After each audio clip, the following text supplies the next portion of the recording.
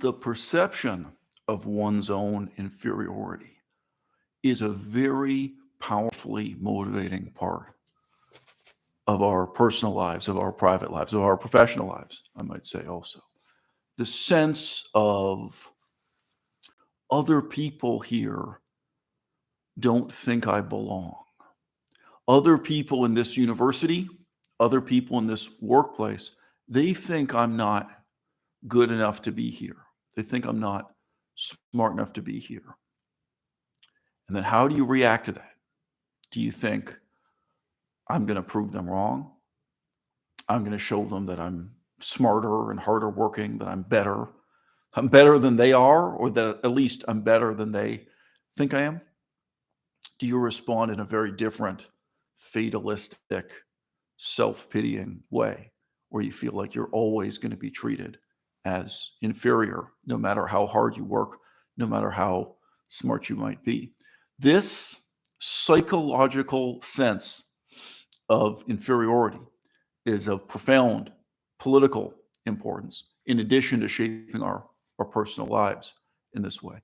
And I don't think you can really understand it without having a whole bunch of complex, contrasting cultural examples in your personal experience. One of the reasons why white Americans can never understand their relationship to African Americans, Black Americans, is that it's the only cultural contrast they've ever dealt with. The paradoxes and contradictions in the sort of three-way relationships between Black and white, Black and Jewish, white and Jewish, it's very, very hard for anyone in the United States of America to deal with that, because they don't have precisely the kind of experience I have. Okay, let's start at the deep end. I was going to start at the shallow end of this video, but I always like to start at the deep end. Mongolia is a culture built on Buddhism. Everyone preaches, everyone teaches a doctrine of nonviolence that certainly extends to things like vegetarianism, but also the belief that one human being killing another is a terrible thing, that a soldier who fights in the army will go to hell for committing murder, that there's no difference between killing someone in an army or killing someone in a private dispute. Buddhism is an anti-military, anti-materialistic doctrine, right, on every level. Okay, what's the reality of Mongolian culture over the last 500 years? Right? It's perfectly paradoxical. All right. The paradox is the contrast between the publicly espoused virtues of the ideology and the privately practiced vices. That in fact, Mongolian culture, there's nothing they're more proud of than being a soldier. There's nothing they're more proud of than personal strength, virility, violence, their own military history, martial spirit. Their whole culture is built on absolutely nothing other than eating red meat and drinking alcohol. Well, okay, I'm sorry. Eating red meat and drinking alcohol. Buddhism. Some of you don't know enough about Buddhism to know the contrast between these two. Okay, well, guess what Buddhism preaches about alcohol? Some of you are thinking moderation. No, it doesn't. Buddhism preaches complete abstinence from alcohol, the total rejection of alcohol, and the total rejection of any other recreational drug, let's say, that would cause you to feel drunk, feel high, have a muddled mind. Okay, so what do we learn from this? What do we learn from just even the most cursory examination of Mongolian cultural history? Okay, we learned that we can't draw with a ruler and a Sharpie pen. We can't just draw a line between the textual corpus, the scripture, the doctrine of the religion that defined that society. I mean, Buddhism was a far more powerful influence on Mongolian society than the Talmud ever was on any actually existing Jewish society. And if you guys haven't done the research about the history of Mongolia, you don't know what I'm talking about. Maybe you can picture this in Tibet more easily. The extent to which, Tibet was a kind of Buddhist tyranny Every aspect of your life was ruled and dominated by Buddhist monks and Buddhist doctrines. Well, guess what? There has never been an actually existing Jewish society that was that kind of Talmudic tyranny, rabbinical tyranny. It's never existed to that extent. Well, that's really what they had in Buddhist countries like Mongolia and Tibet. But what kind of culture did that Buddhist doctrine actually produce? In many obvious and flagrant ways, it's the diametric opposite of the principles that are being preached. You can have a society in Mongolia where everyone is obsessed with earning money. Everyone is obsessed with military service, martial valor, physical manliness, sword fighting, spear fighting, shooting a bow and arrow while riding on the back of a horse. This is a big deal to them. With the combination of horseback riding and archery, big part of their culture. Eating meat, drinking alcohol. And do you even want to know about the sexual history of Mongolia? Right? To say that Buddhism is a sex-negative religion is an understatement. Right?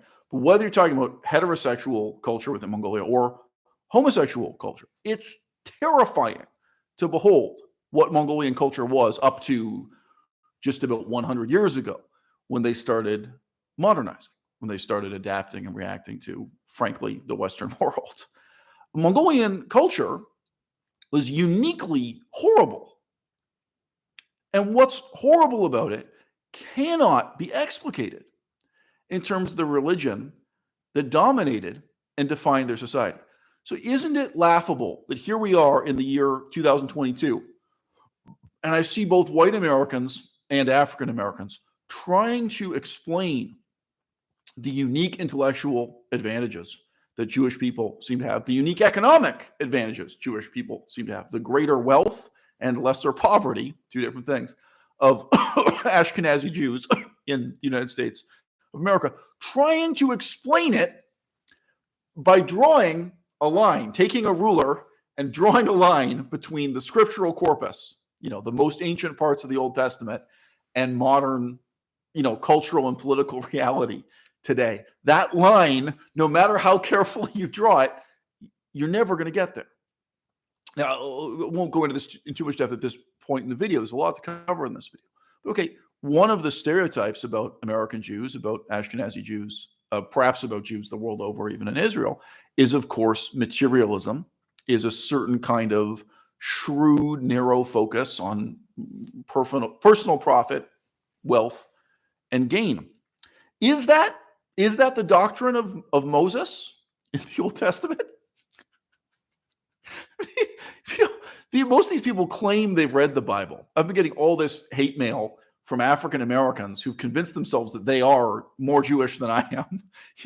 These are African American converts to Judaism writing into me.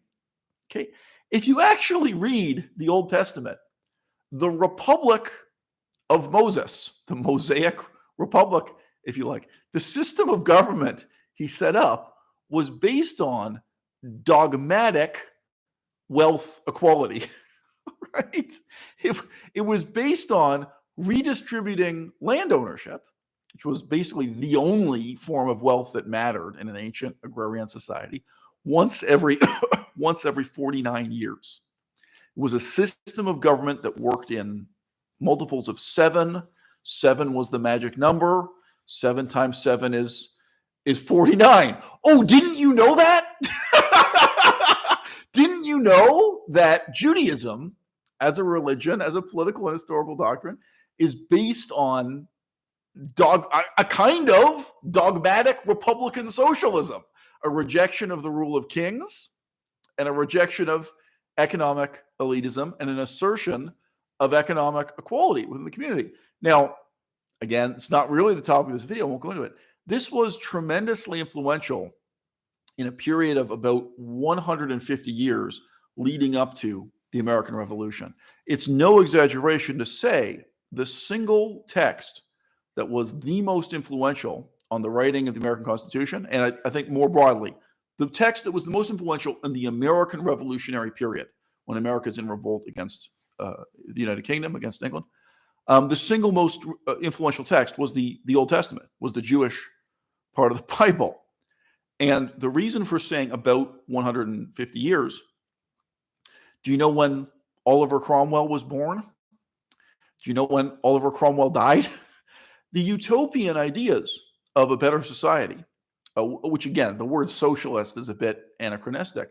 The ideas of a more egalitarian republic that animated intellectuals in England in the period of the English Civil War, and that there's a direct continuity, candle to candle, over a couple generations, that animated the revolutionaries in the American Revolution, the Sons of Liberty and all that, all right? That comes out of a very close reading of the text, a very close reading of what the Old Testament has to say about what kind of political organization you have to say, what kind of economic equality, what kind of political leadership, i.e. not being ruled as a king. So again, if you just put yourself in the mindset of a medieval Christian scholar in the Dark Ages, you're surrounded by people who tell you that there's one king who rules over France and one king who rules over Germany because that's the way God wanted it.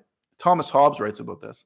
The most commonly said thing in Western Europe at that time, again, this isn't really scholarly, this isn't based on any particular doctrine, but the thing that was most commonly said in churches and from parents to children was, oh, this is the way it's always been on planet Earth since Adam and Eve, that the order, of social organization, the order that God wants for humanity that was established at Adam and Eve was of having one king rule over the people, and that Adam was the first king, and that all of the kings are direct descendants of Adam and Eve. This was a common myth. It's very easy to understand. Grandparents told this to their grandchildren, and so on. And then Christians, again, in the darkness of the Dark Ages, they would then be shocked if and when they actually read the Bible, and they discovered that this wasn't true at all.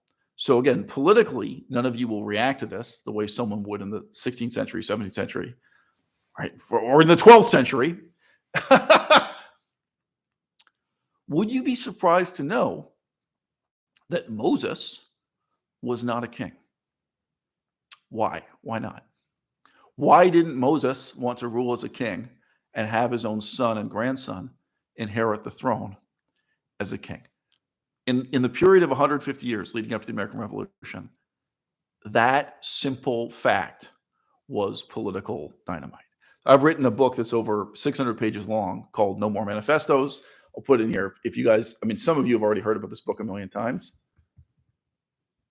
I think that's dealt with quite rapidly in No More Manifestos. There's a lot of really important political history that I have to deal with at a pretty fast pace. But that's in there. The complex connection between that reading of the Old Testament and then the selective reading of ancient Greek and ancient Roman sources, the picking and choosing from the history of democracy, republicanism, so on and so forth, and how that shaped, the American Revolution and the revolutions that were to ensue soon thereafter in Europe. Okay, so I'm going to say something that's sincerely conciliatory at the start of this video. In one respect, I think that the African American experience is closely similar to the Jewish American experience. And it is precisely this sense of resentment, of being regarded and treated as inferior, and of responding to that in various ways. There isn't just one way to respond to that inferiority. I'll give you a brief example firstly. So I've discussed this with several Black African-American men, not women, face to face. But of course, I've also seen this discussed in YouTube videos and podcasts.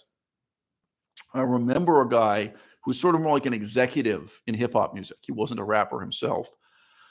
I remember him saying that the reason he felt he had to wear like a $500 baseball cap and a $300 pair of shoes and a several $1,000 necklace, I forget if it was a gold necklace or diamond necklace or what.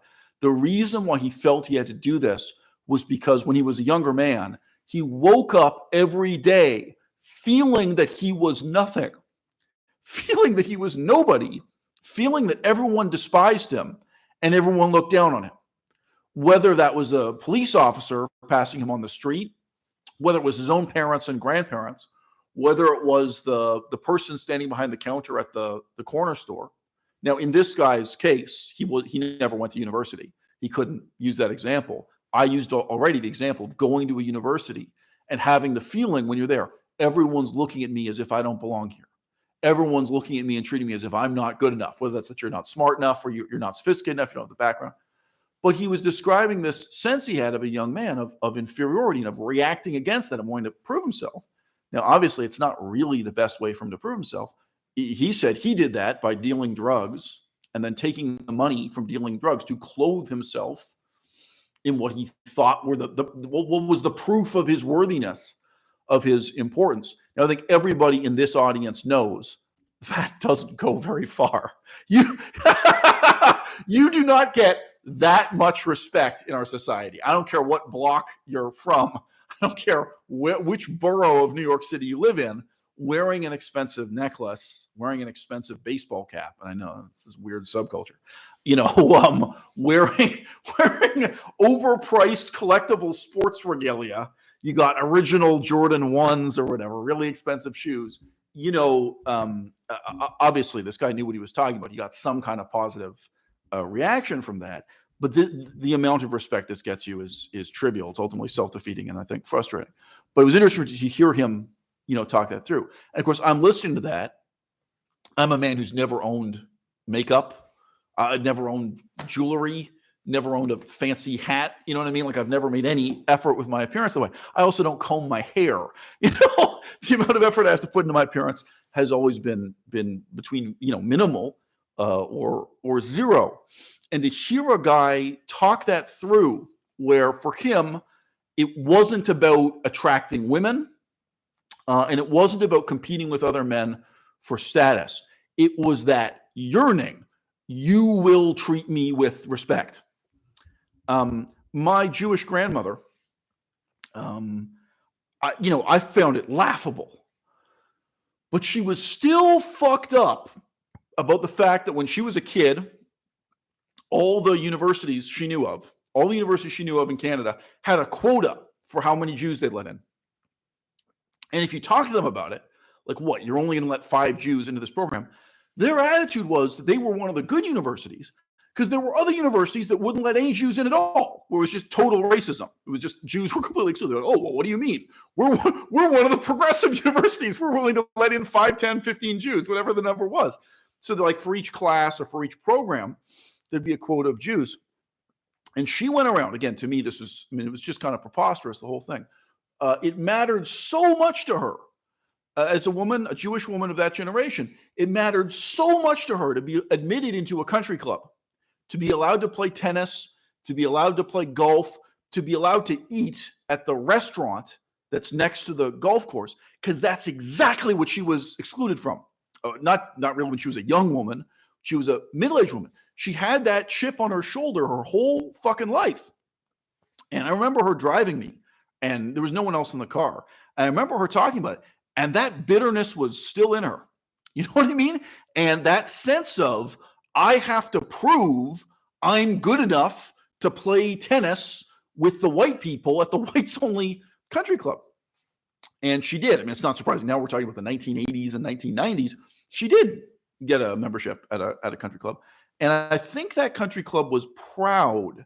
I think they claimed to be like the first one to admit Jews in Ontario, something like that, where they were proud. They were one of the first to allow Jewish people to become members. So, I realize if any African Americans are watching this, a lot of you have never thought this through. A lot of you just dogmatically assert that Jews are white, that Jews are treated the same as white people in this society. And no, it's precisely in this way that our historical experience is palpably different from white people. It was, and it still is. And a lot of us still carry with us this sense of not being good enough, not fitting in. Now, look, I'm a very psychologically abnormal person. So I'm not talking about myself here. I'm kind of talking about the Jewish experience. We can then go on to talk about myself. You in the comment section can ask me personal questions about myself and I'll digress into it. Okay, when I was at Cambridge and Oxford in England, those universities, I wasn't a student. I was sleeping with a student. I was there because the woman who would become my wife, my girlfriend, was a student at Cambridge University, England. These elite universities in England. Life is still integrally organized around singing in the choir. There are these fucking church choirs, and they're denominational. Like they're specific to what type of Christian you are. But so the university is divided into a number of smaller campuses. Each one has a cathedral in the middle of it, these monuments to medieval church architecture. And people go there and sing and listen to other people singing these Christian hymns. Now, the study of Latin is still very Christian there. The study of Greek is still very Christian there. The study of the law, the study of history, the study of philosophy. I met one guy. He made a big impression on me. He had been an atheist, and he was converted to becoming a crazy Christian by getting a PhD in philosophy there. There was a lot of that going on, where like what they call philosophy is Christian indoctrination to a significant extent. Okay, when you live on that campus, right? And by the way, I just have to add here, you think it's only right-wingers? You're fucking wrong. There were all these left-wing cucks. Yeah, I said it. There were all these fucking left-wing cucks who describe themselves as Marxists, but their lives still revolved around these fucking Christian festivals, including like auditioning to sing in the choir, right? Like there are these certain cultural touchstones at Cambridge and Oxford, rowing and the rowing team, like certain weird sports only rich people do, and these Christian events in life. Okay, well, let me tell you, this is another really charged atmosphere, right? This is another place where when you are a Jew, everyone lets you know you're an outsider and you don't belong here. And you feel it. Okay, maybe you don't feel it every day.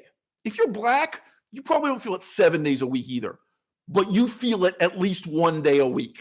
All right? I'm not going to say it's 24/7 you feel that way. But you feel that exclusion, you feel that denigration, you feel that judgment. And whether or not you feel a sense of inferiority, and then how you react to it, what you do with it, that's on you. Now, again, I saw this when I was in England. A lot of the black people were direct immigrants from Africa, which is a very different cultural subset. They're not like African Americans who were brought over as part of slavery. It's a whole different history, whole different culture result from it. But I remember seeing Africans, black Africans in England, and they were dressed head to toe in like $5,000 worth of fucking clothes and jewelry.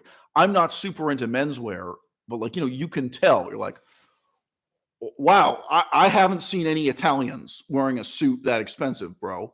Like, there were black guys there, and like there's no special event.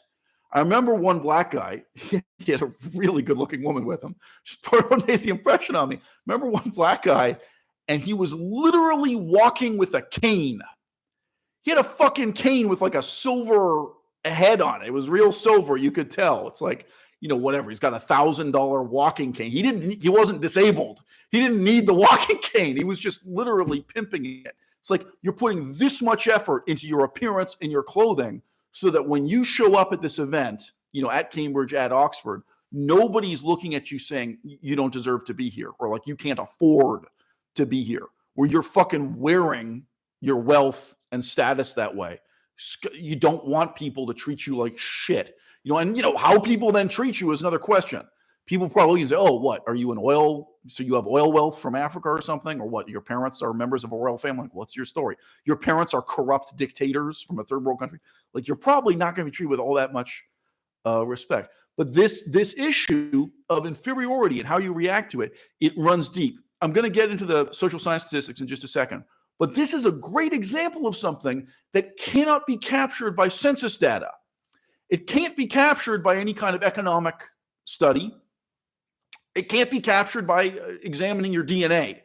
There's no DNA research that's going to lead us any closer to the truth in this. Now, look, this next example, it both brings us closer to the truth, and it brings us closer to recognizing the extent to which these things involve impalpable myths. So here I'm both appealing to black guys I've spoken to face to face, and sorry, by black here I mean African American, not direct immigrants from Africa, but people who are the product of so many centuries of slavery and liberation from slavery in North America. And also things I've heard from some podcasts and YouTube videos. One of the things I heard over and over again from African American men was that when they had a one night stand with a woman, they would give it 110%. They would act like this was like maybe they're gonna die tomorrow, and this has to be the greatest sexual performance of their life. They would act like they had something to prove, and it didn't matter how ugly the woman was, and it didn't matter how little respect they had for the woman. Like if they regard the woman as contemptible for whatever reason, if their attitude is this is just some drunk chick they met at a bar and there's no possibility of a long-term romance. What African American men, what black men said to me getting in was, you white guys, you will be lazy and selfish in bed. You'll be lazy, selfish lovers, unless you really respect this woman. You want this woman to be your wife. You want this woman to be your girlfriend. Like when you esteem her, that's when you work hard. And for us, it's not like that. For us, we give it 110%. We work so hard for every piece of pussy we can get, one night stand or whatever. We have something to prove because there is this sense of inferiority in us, which is, no, bitch, you're going to remember me. You're going to remember my name. You're going to respect me. You're going to regard me as somebody, not as nobody, not as just some dude you met when you were drunk at a bar. You're going to remember me as the best fuck you ever had in your life, the best sex you ever had in your life, or the top 10, the top 5, where there's this sense of wanting to prove themselves in bed. Again, this is never going to be in census data. This is never going to be quantified or measured. Now, look, okay, so I said this brings us closer to a kind of truth about inferiority and resentment and envy and ego and ethnic identity and how you're treated. Like right away, when black guys told me that, it may have been true of themselves personally. It may have been true of their circle of friends. And I think a lot of them, they were really thinking about the kind of frat boy setting. They're thinking about university context in terms of like what they imagined about these white guys who were selfish or lazy lovers. White guys who had the attitude of, this woman is just a one night stand to me, so I'm not gonna give it my best. They'll just kind of selfishly enjoy themselves and slink away without acting like this is a big performance. It's a big deal. There's something to prove. Okay, so there's a kind of psychological myth there that's immediately plausible. And it connects to the myth I already mentioned of, why do you care so much about your hair? Why do you care so much about your clothing, about your jewelry? Whereas white guys don't give a fuck. Okay, like we have a kind of psychological myth that explains that. Again, having to do with inferiority, respect, status, and this struggle. It's a very real struggle that, again, Jews can relate to. Believe me. Do you want to know how I was treated as a Jew in France, for fuck's sake? Anti-Semitism is everywhere, and it's different everywhere. Anti-Semitism is real in England. It's real in France. It's real in Germany. It's real in the United States, America, and Canada, as we're going to get to. But yeah. That's real easy for me to consider. Okay, here's the thing.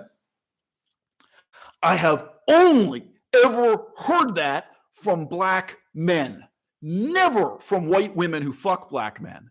Never from Asian women who fuck black men. Never from black women who have experience, at least, with fucking both white men and black men. Never. So to what extent is this really true? This myth of, I've got something to prove, right? And therefore, I'm going to give this amazing performance. And to what extent is this a story we tell ourselves? And okay, I have heard one black guy ever specifically say that this issue of sexual performance, that it's linked to slavery and, proving yourself specifically to white women. So I'm not going to say that's a widespread connection, but again, you can kind of see it's a logical next step in this myth, right? But what if this myth is just a story we tell ourselves? right? What if it's a myth partly concocted out of what we see in pornography, what we see in romance movies? What if it's a fantasy and not reality? What if African American men aren't actually harder working in bed? All right. And I say this as a guy who has heard, okay, I've heard from every woman I ever had sex with except one that I was the most amazing sexual partner that I ever had, partly in terms of talent and skill, but partly in terms of performance or how hardworking I was. It's also an interesting question. What motivates me to work so hard at bed? So some of this mentality, you know, I may be a victim of some of these tropes myself, you know, and yeah, you know what? I mean, sorry, just to close on that issue. Um, all those fucking women, they can never forget me. Every woman I ever slept with is going to remember my name. She's going to remember the moment she met me. You know, do I have something to prove? Do you? Do you want to be forgotten? Do you want to be average? Do you want to be normal? Well, for a lot of black people in America, they don't have the option of being average. They don't have the option of being normal. They don't have the option of being ignored. And I know how that feels too. I know how it feels when you walk into the classroom at university, everybody notices you and everybody's looking at you, whether that attention is positive, negative, or indifferent. I've been in philosophy classes where there was one black guy. I've never been in a philosophy class where there were 5 black guys. You know what I mean? There's the black guy taking the philosophy course at the university. So he stands out. So for a lot of African Americans, that is a crucial part of their experience in life. You know, again, it's not going to be the same everywhere, but this is a difference from growing up black in the Caribbean or growing up black in Africa. If you go to a university in Africa, 99% of people are black. You take a philosophy course and everyone's black. Of course, that's different. Okay. But again, yes, I've been in situations. I mean, Buddhist philosophy is the clearest. I walk into a room, whatever it is, university, scholarly type setting, and everyone is aware here is the Jew. Okay. I'm not joking. And we're not just talking about how white people perceive me, how Chinese people perceive me, how Korean people perceive me, how people from India and Sri Lanka perceive me, or it's a big deal. My ethnicity as a Jewish scholar of Buddhism is a big deal to everyone in the room, where I don't have the option of conforming, of blending in, of just being average, of just being okay. I'm going to be perceived as extraordinary no matter what. So what kind of extraordinary do I want to be? All right. I'm going to stand out anyway. So this is also part of this, something, whether you think of it as shallow or profound, it's part of the experience of daily life that shapes African American culture and Jewish American culture in the same way. And I would argue that it's harder to see, but this is something African Americans have in common with European Jews and Israeli Jews also. It's just harder to see because of language barriers and cultural barriers. And it's something that makes the African American experience totally different from being a white person born in France or a white person born in Virginia or anything else. Okay, so we've already raised this question though. To what extent are we dealing with reality? To what extent are we dealing with myths we tell ourselves? There are 28 people in the audience, and only 10 of you have hit thumbs up because you're fucking cowards.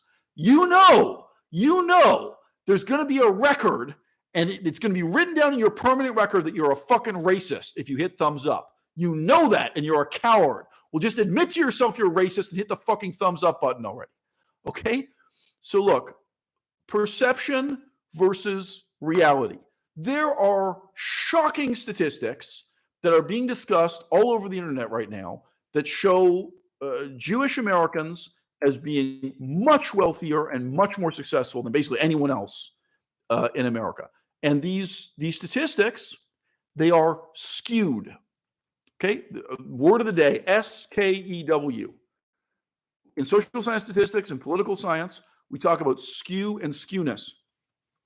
Skew doesn't mean it's a mirage. Skew doesn't mean it's a distortion. Skew doesn't mean it's fake. Okay, we're going to talk about skew. These statistics are skewed. All right, that means in some ways they represent reality, and in some ways they're misleading. Okay, so in the United States of America, all adults in the United States of America, what percentage of people earn more than 200,000 US dollars per year? Right now, we're pretty much at parity with euros. So I could say 200,000. Okay, guys, don't Google it. Don't Google it. I want you to guess what percentage of all American adults, black, white, Hispanic, everyone, what percentage of American adults earn more than 200,000 US dollars a year? A total population. Let's see the guess. Oh, okay, you gave a range. Sam guessed a range. I was asking for a specific number. Smart though. It's easy to win when you guess a range. Well, between 0 and 10%. You can't go wrong. Okay, 29 people in the audience. Only one fucking person has participated. Because if you hit thumbs up and if you guess a number, everyone's going to remember how racist you are. Okay, good guesses. Come on, guys. Let's get to know me before you get to hate me. Okay, $200,000 a year is a lot of fucking money. US dollars? It's a lot. It really is. The correct answer is 4%. 4% of Americans earn $200,000 or more per year. So that's real money. That's fuck you money, right? Like $100,000 is nice when you're in the $200,000 plus, okay? Now, according to this study, this is from the Pew Research Group, 2020 Pew Research Group. Why don't you guess? According to this study, and I'm going to get into the skew and distortion here. I'm going to get into the way in which this is misleading or inaccurate. What percentage of American Jews earn more than $200,000 a year? Okay, so I'm going to put a line here to separate. Before we were guessing, because there's Sam got his in at 10%. What percentage of American Jews earn more than 200,000 US dollars per year? I pity anyone who just joined us right now. Has no idea where the fuck this conversation has come from, where it's going. So 4% is the general population.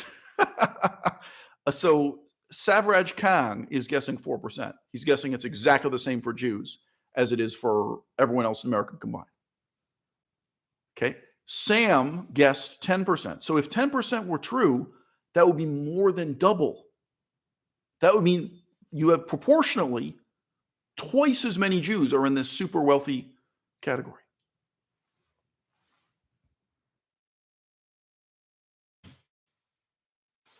%23%. An extraordinary statistical aberration. Extraordinary. Okay, 4% versus 23%. Now, what makes this more extraordinary, this may surprise you or may not, depending how much you know social science statistics, is the disparity at the opposite extreme. How many people are in the dire poverty category? So this time I won't do a quiz format. Okay.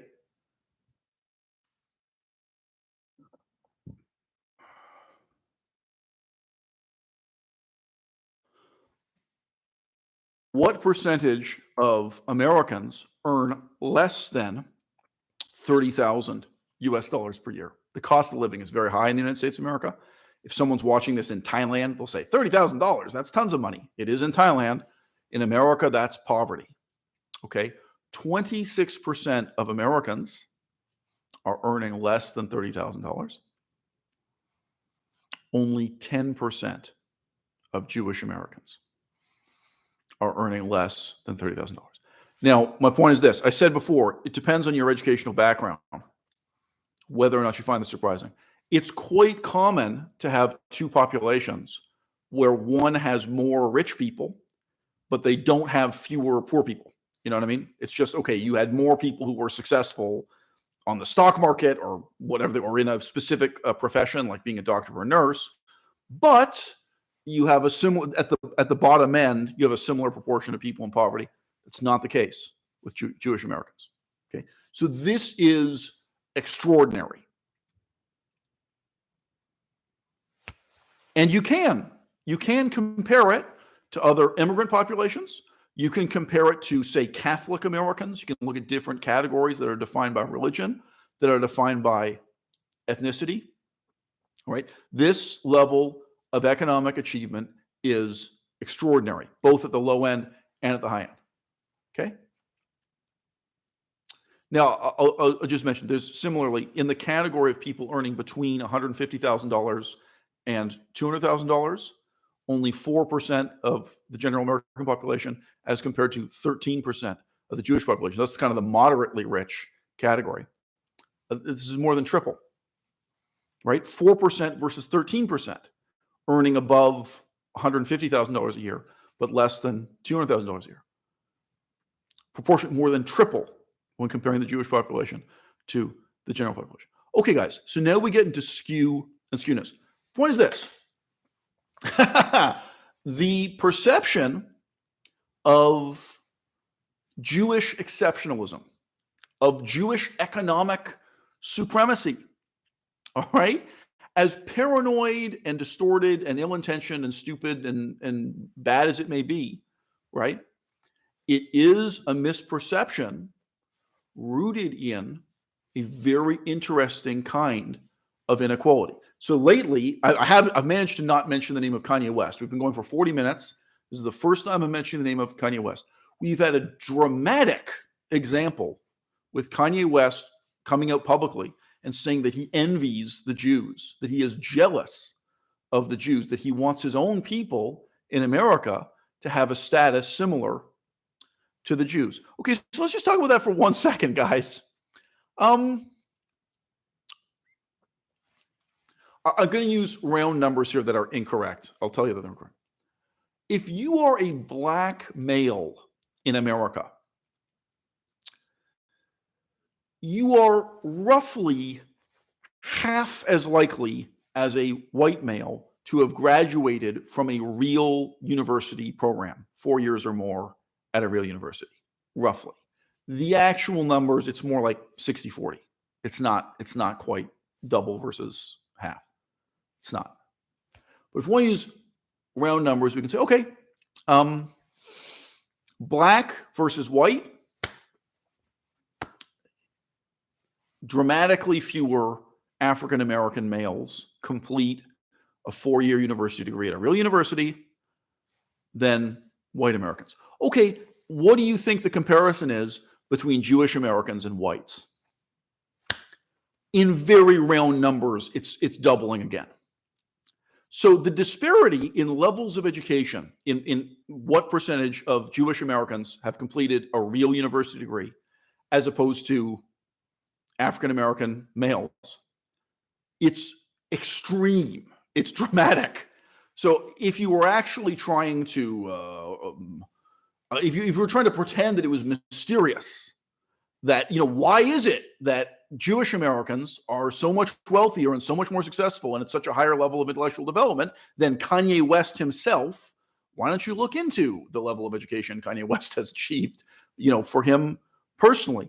The difference between educational attainment for African-American males versus white American males is already a huge jump. It's not quite double, something like 60-40.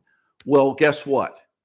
The jump between white Americans and Jewish Americans is another huge jump. And we're comparing African Americans to Jewish Americans.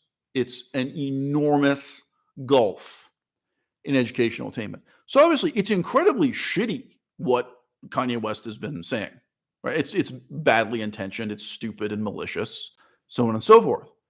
But if he were being sincere, if he were really saying that he envies the American Jews, their educational attainments, their career attainments, their economic attainments, there is a very clear path for how Black American men, specifically men, I could get into saying why but when you look at the statistics, there's a disparity between black men and black women, you can very clearly say, well, the most rapid way to redress this imbalance would be education, would be to address the educational gap, rather than doing exactly what Kanye West has done, which is inciting a race war, rather than claiming to be intrinsically and secretly Jewish, something we're going to have to come back to. Now, this is the thing about skew. Okay, I can read you the statistics because I have them on screen right now. When you are talking about Jewish Americans, you are talking about people who almost exclusively live in urban centers in New York and California. So here's the real meaning of skew. All right.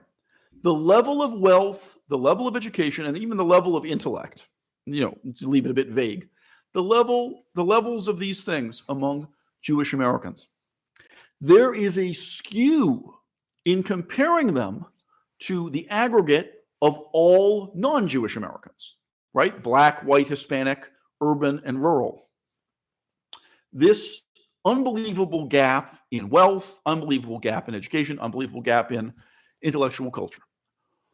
What if we made an apples to apples comparison and we looked at just Jewish Americans that live in New York and California and compared them to white Americans who are not new immigrants? Let's say white Americans and their family has been in America for at least 3 generations in New York and California.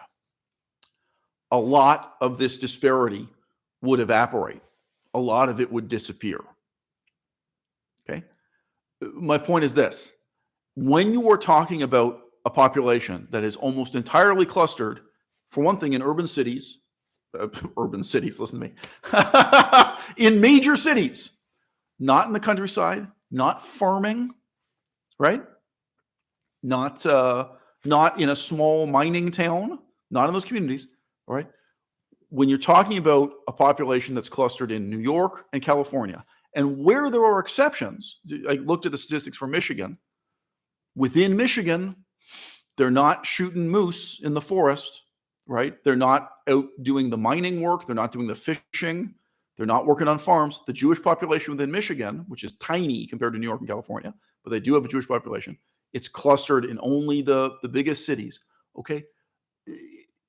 To a large extent, you are looking at a skew that already exists within settled white society within America, right? The difference between white Americans who are not new immigrants, like whether they've been here for 3 generations or 4 generations, old white populations. What I mean by settled, I mean, as opposed to you're white, but you just arrived from Ukraine as a refugee the day before yesterday. You're a new immigrant from Ukraine. You're a new refugee from Ukraine. You can be Polish. You show up on the census data as white, but you're actually a struggling, impoverished new immigrant with low levels of education and low levels of income, right? That falls into the white category if you just look at ethnicity, okay? But if you are just looking at, say, old established white families in Pennsylvania and New York State and California and Florida, and compare those to Jewish families, and you can control for the skew in educational attainment, right?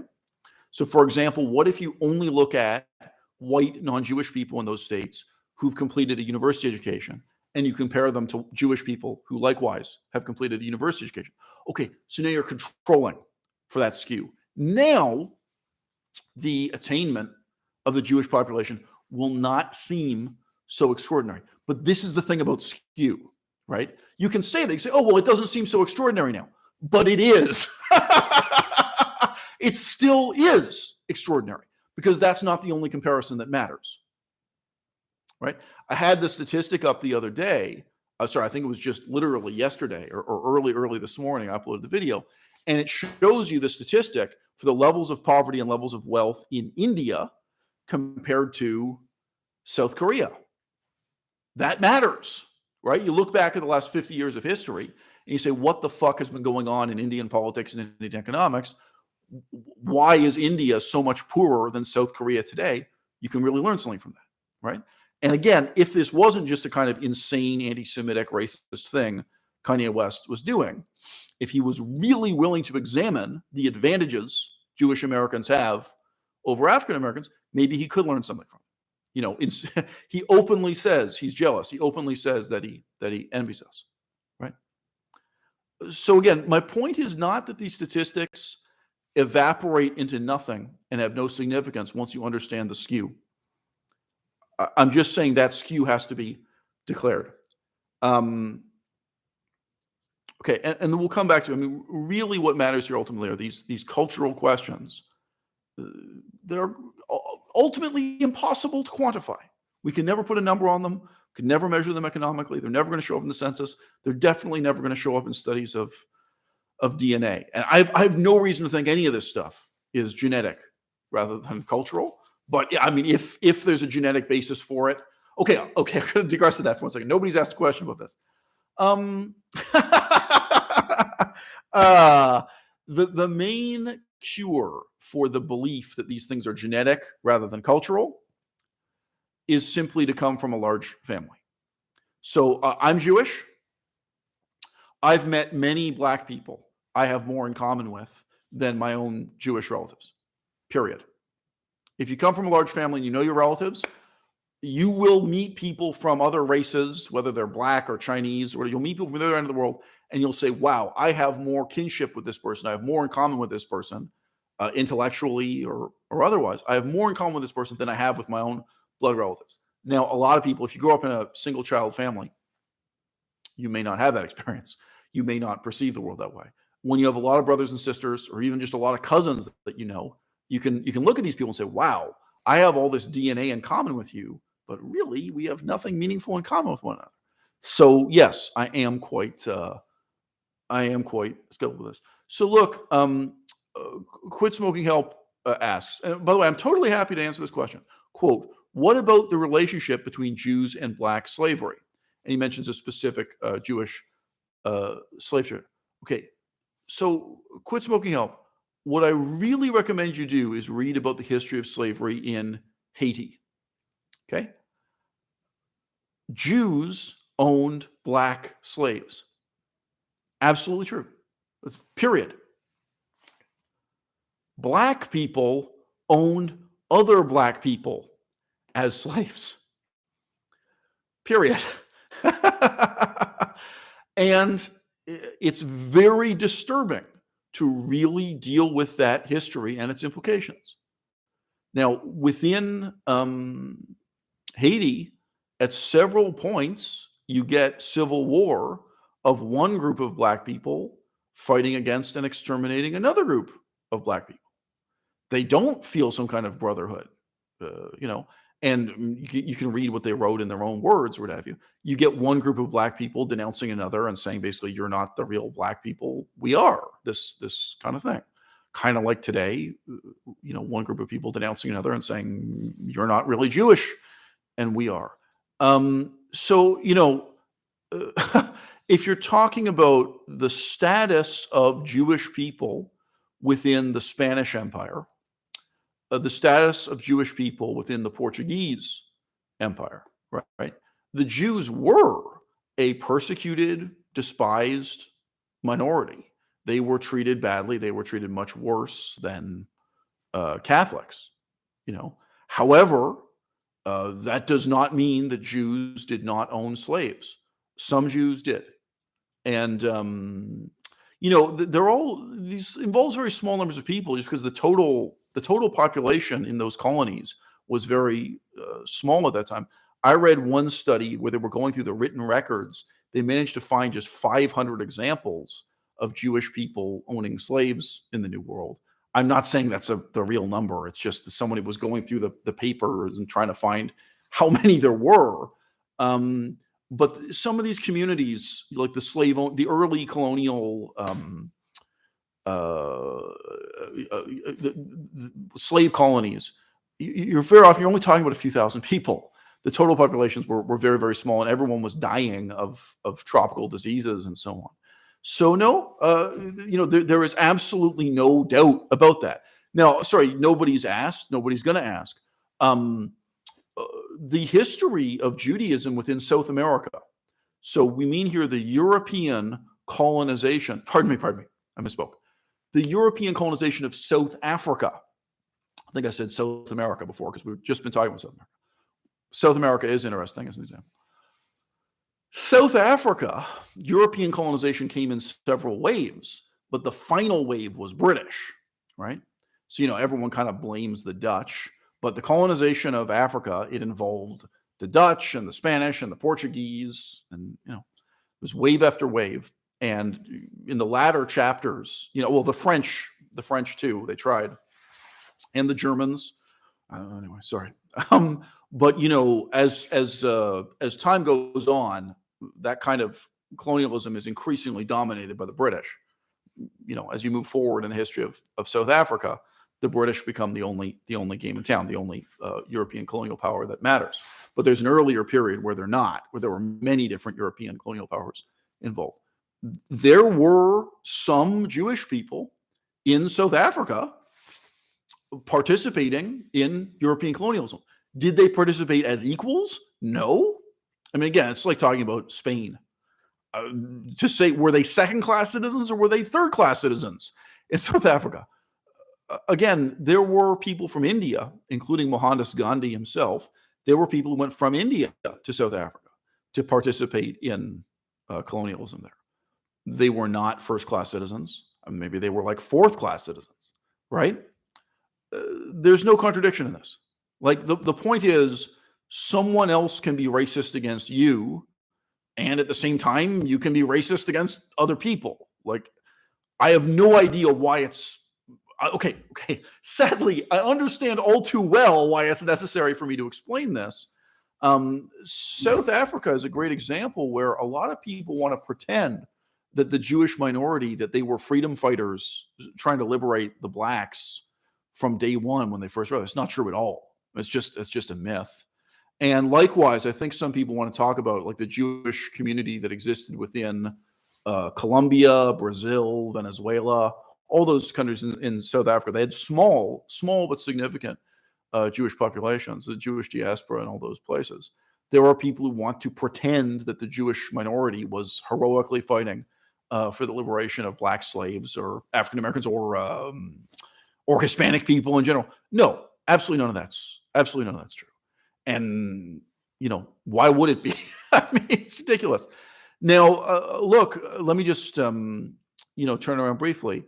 When you think about a famous Christian author like Tolstoy in Russia, do you expect Tolstoy was interested in liberating black people?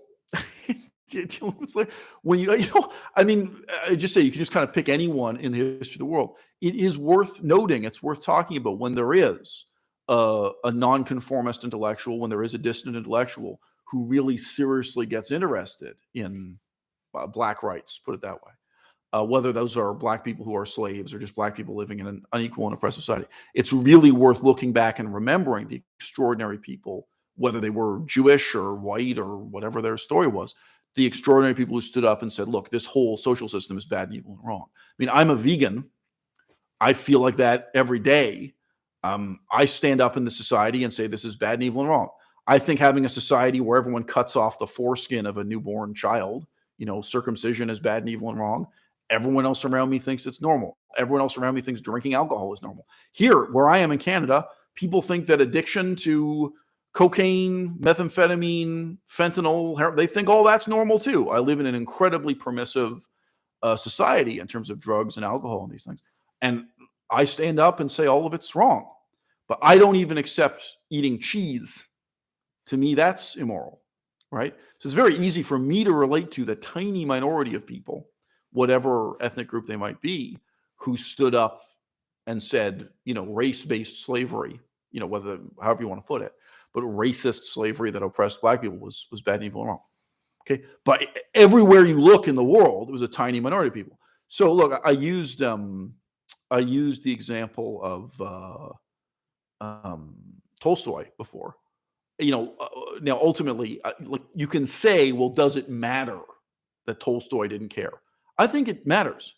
I mean, I think actually there's an argument that the history of Russia would be different if Tolstoy had really cared about racism, because he's one of the most influential authors they ever had and still is today. Another one that's even more, just depressing to deal with. How about Napoleon Bonaparte? What if Napoleon Bonaparte had really cared about black people? What if he'd really cared about the enslavement and liberation? Well, everything would be different. So now, he didn't. Long story short, Napoleon was an asshole. I'll leave it at that. But yeah, when someone did care, it does matter, and it's worth remembering. But I have no patience whatsoever for attempts to depict Jewish people in history as if they were angels. It's just ridiculous. Now, I mean, the only thing that's more ridiculous is the attempt to depict Muslims in the same way. I mean, does anyone look at the history of Muslims in Africa, the history of Muslims in South America, the history of Muslims in the United States and Canada, and say, oh, well, you guys must have been freedom fighters trying to help black people? No, they weren't. I mean, all within that historical period, black slavery existed throughout the Muslim world. The status of black people in Arabia was pretty terrible.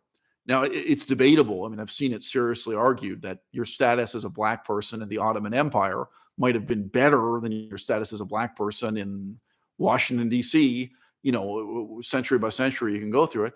Okay, interesting, but, it was still terrible. Being a black person in the Ottoman Empire, being a black person in Saudi Arabia, being a black person in Egypt, throughout the Muslim world, North Africa, et cetera, the racism of Muslims against blacks, with or without the context of slave ownership, it was pretty terrible. Nobody looks at that with this myth of like innate automatic solidarity. Like, oh, because you're Muslim, because you're Arab, you must sympathize with and relate to black Africans. This is not historical reality. It's not psychological reality, and it still isn't today. So, this is the reality of life on Earth. And look, I mean, frankly, the same thing we've just gone through here, it's fine. I'm not offended, but this guy sort of confronted me with, well, what about Jews who own slaves? Totally reasonable question. As if the presumption is Jewish people would feel some kind of kinship with black Africans. What about Hispanic people who own slaves? Like, if you can repeat the same absurdity. Didn't Hispanic people perceive themselves as an oppressed minority who therefore had a great deal of kinship and sympathy for African Americans? It's historic in terms of historical reality. It's just not the case. And again, guys, I have a much deeper and more diverse set of cultural, historical, and political examples to draw from than most of you guys. I know about the history of slavery in Thailand, Laos, Cambodia. I know about the history of slavery in China. There's a different history of slavery everywhere. History of slavery in Europe is also worth talking about, certainly. You know what I mean? But, I mean, this assumption that because you personally are oppressed, that you will sympathize with and support all other oppressed people or any one group of oppressed people, it's fundamentally nonsensical. It always has been, and it always will be. But yeah, I guess there are some people today who want to construe that myth. Okay, so look, the political context for making this video now, this is December of 2022. Soon enough, it's going to be 2023. There's been a resurgence in the popularity of and the public discussion of African Americans identifying as Jewish. Now, I warned you before that the Pew study from 2020 is in many ways a kind of flawed and misleading study. The data there is not remotely as reliable as census data. The data there is not remotely as reliable as tax return data. Like, if you want to know how much money Jewish people are earning, the most reliable thing to do is look at how much money they're paying in taxes and then figure out who is and who isn't Jewish, like to cross-tabulate that. Well, the reality of this Pew Research study from 2020, which is right now very much making the rounds on the internet, and exactly the statistics I read you about how wealthy Jews are and how few of them are in poverty within the United States, it's causing shockwaves. Perhaps as well it should. And people like Kanye West are asking the question, why come they, why not us? Why do they get, why can't we be the Jews within America? That's the question Kanye West asks. I've already given you one plausible answer. Like, well, if you just look at educational attainment, already you have one variable that explains a great deal of this, right? And Kanye West himself is ranting about how much he frankly hates Jewish lawyers and Jewish doctors and other Jewish psychiatrists. He's vilifying Jewish people for being in these specialized trades. I haven't heard him complain about Jewish stockbrokers, Jewish people in banking and the economy that way. He's complained about Jewish fashion designers, people in the clothing industry and so on. Like, well, Kanye, if you or anyone, you grew up with, if any of you had wanted to get a university degree in any of those fields of study, you could have, and exactly what the sacrifices were involved. Again, I'm setting aside my own agenda here. I do not encourage any of you to become lawyers. Don't do it. Don't go to law school. I don't encourage any of you to go to medical school and become medical doctors. I am not saying that's a good idea for any of you. However, it's a serious challenge to the monomania and frankly, the anti-Semitic hysteria of Kanye West. Now, Kanye West is struggling with his own sense of inferiority in more ways than one.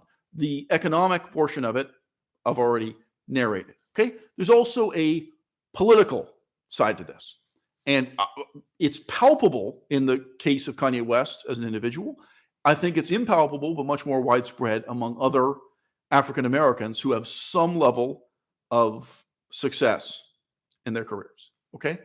Here is my assertion. And if you've watched this video from the beginning, I think this makes perfect sense and we'll click and I won't have to describe any length. I think that when Kanye West goes to Republican Party events, he feels like everyone there despises him. I think that when Kanye West goes to Republican Party events, he feels the way I describe feeling when I walk into Cambridge University, Oxford University, when I walk into a Buddhist studies conference, right? When I walk into all kinds of contexts where everyone turns and looks at me, I walk into all kinds of elite contexts where people behave as if I don't deserve to be there, I don't belong. Now, of course, Kanye West, he's an incredibly obnoxious presence. It's very easy to imagine a sort of eminence grise at an elite Republican function, whether that's a dinner party or a conference. He is trying to get involved with right-wing conservative politics, and other people there who have money and status and privilege and influence sitting there going, ooh, who invited you? Who invited you, Kanye West? Maybe you don't belong here. Maybe you shouldn't come to our picnic. A lot of these things are literally picnics. Maybe you shouldn't be here sipping lemonade with the guys who still literally own the fucking tobacco ranch where your great-grandparents worked as slaves. The guys who own the fucking tobacco farm your ancestors were enslaved at are here at this right-wing conference, and your presence is not appreciated. I think he does encounter this kind of friction, this kind of resistance. Now, obviously, he's an incredibly wealthy and influential person. He just had dinner with Donald Trump a few days ago. He's an extraordinary example in so many ways. Okay, nevertheless, part of the psychopathology of Kanye West, and again, there are going to be a lot of African Americans at various levels of economic attainment and success and educational attainment and success who feel this way. Kanye West looks at successful Jewish lawyers, successful doctors, successful entertainment industry executives, filmmakers, producers, Jewish people in these different walks of life, but especially in Los Angeles, the movie industry, the TV industry. He looks at these successful Jewish people and he sees you are well connected to the establishment. When you show up at a Republican Party conference, a Republican Party fundraising dinner, when you show up at the picnic, when you are standing there drinking lemonade, everyone respects you. Everyone thinks you earned your place at the table. Everyone thinks your opinion matters. You are taken seriously at this event, whereas I am not. I feel like a despised outsider. And obviously, in Kanye West's case, that's true.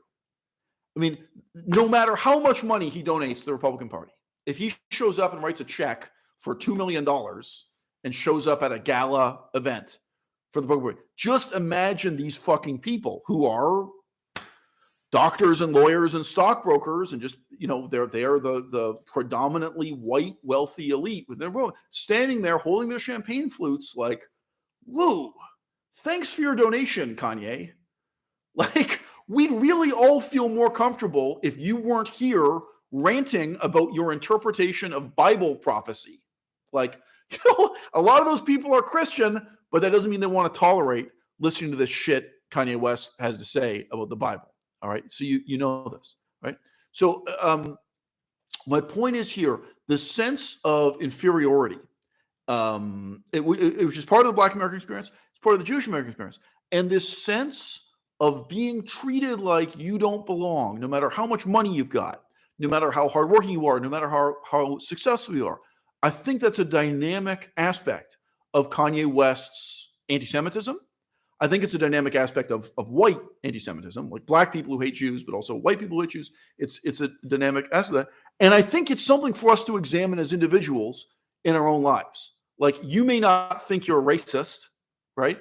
But it may be part of your experience also in more ways than one.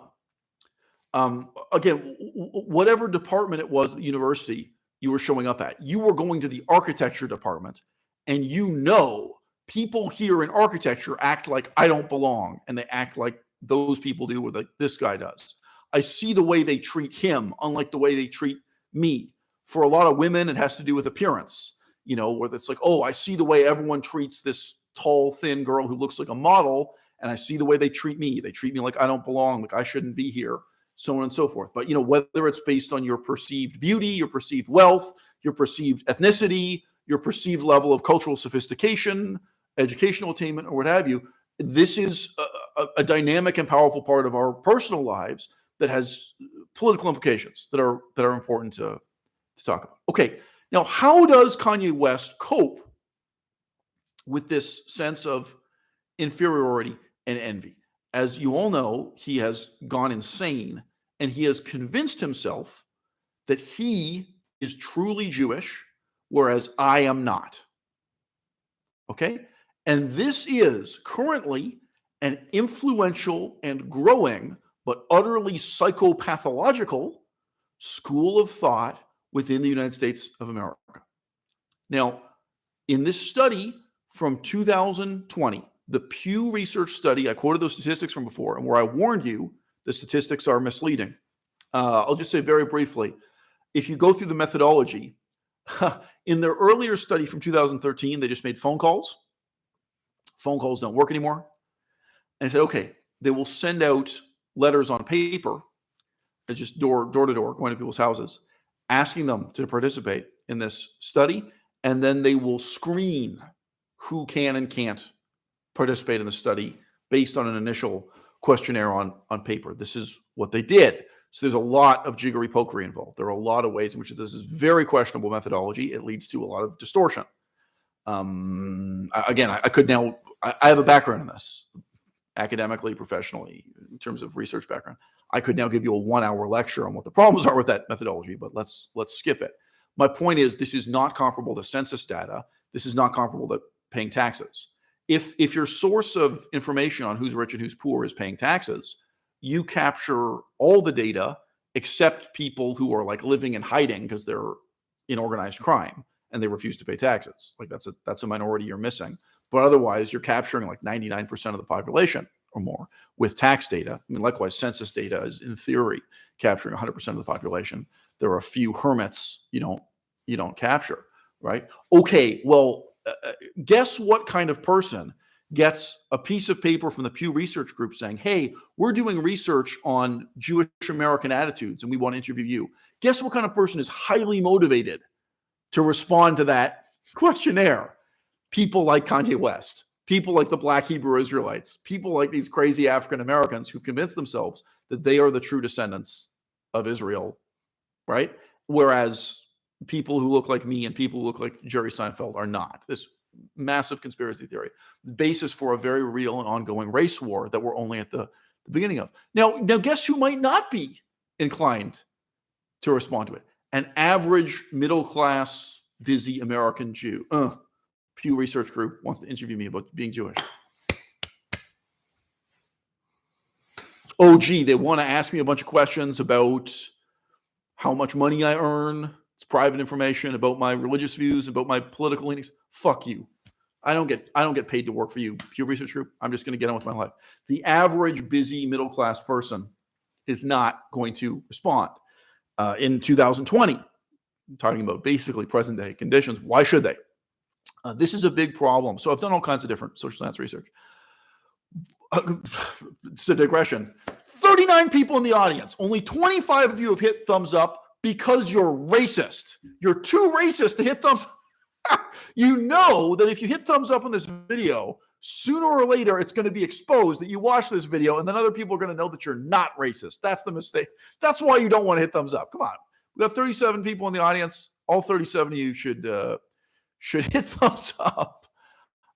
When I did research about human sexuality in Cambodia, I remember I pointed this out to my boss, and he didn't want to deal with it. He just wanted to bury it. I said, look, if I disaggregate the statistics chronologically by age of respondent, sorry, so I shouldn't say chronologically. I disaggregate the statistics by age of respondent. The answers we're getting from women who are 40 years old and older are realistic. And the answers we're getting from, say, women 30 and younger are not plausible. All right, so this is Cambodia. It's not the world's most repressive culture. But like, if someone's asking you a bunch of questions about your sex life, why should you tell the truth? So this is some kind of government official with a clipboard. I would say they were wearing a white lab coat, but they didn't. The researchers didn't dress that way.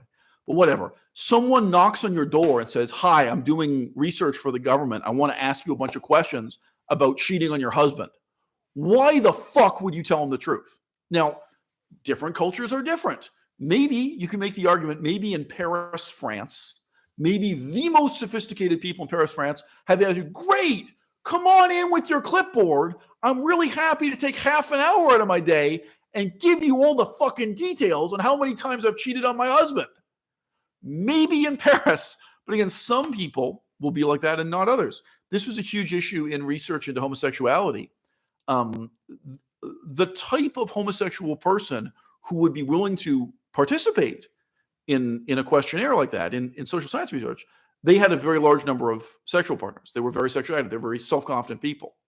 But there was a much larger population of homosexuals who wouldn't participate, and they were living more normal lives, right? They were shy about it, not necessarily living in the closet, but they're like, look, why would I want to sit down with you and tell you about my troubles? So you see that you get a skew. What kind of person participates in the study? Okay, my point is this.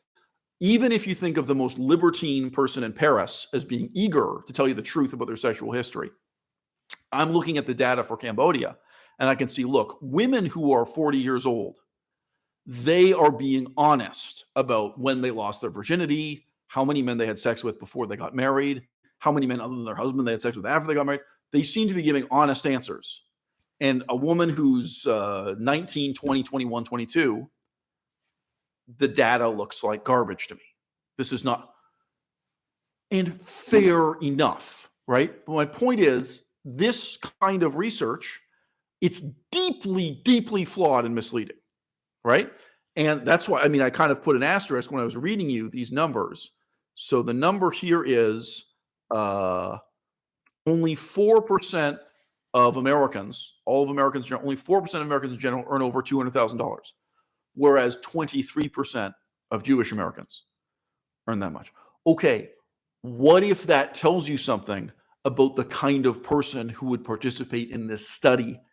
And what if it's actively misleading in terms of what the population is as a whole? What if wealthy retired Jewish people who are kind of interested in speaking on behalf of the community, oh, Pew Research is doing a poll. Oh, this is important. I should take the time to do this. They have the time. What if old, wealthy people with a lot of time on their hands answer this, and middle-class, busy people don't? What if people who just don't give a fuck, who don't really want to step up and represent Judaism for this poll, right? There are different things that are going to skew this. And again, when you're talking about census data, when you're talking about tax collection data, whole different story. Hospital data is another great source of data, by the way. People don't have a choice. They have a car accident and they go to the hospital. The hospital may record a whole lot of facts about them, including how much income they've got and their religious affiliation, right? Hospitals often record religious affiliation. If you die, what kind of priest do we call? Or, this kind of thing. Okay, hospital data, nobody has a choice. So you get a very interesting, very reliable set of data, of indicators, right? Well, this is nothing like that. Okay, so here's the funny thing. This crazy ideology that Kanye West is a part of, this demented, deceptive idea that the true descendants of Israel are African American descendants of slaves, and not Jerry Seinfeld, not myself, so on and so forth, not Ashkenazi Jews. Okay? There are enough of them, and they're eager enough to respond to this questionnaire from the Pew Research Group that they skew the data. Okay, so there's some really careful wording here. I'm going to read you this. This is from the methodology for the study. Only on à-bas-le-ciel do you get this kind of pret-à-manger political science. And you motherfuckers still won't hit the thumbs up button. It's literally the least you can do. Okay, I'll just read you this briefly. For the small number of respondents who were eligible both for the survey about Black Americans and for the survey about Jews, a random 80% were assigned to the extended Jewish American survey, and the remaining 20% were assigned to the survey of Black Americans.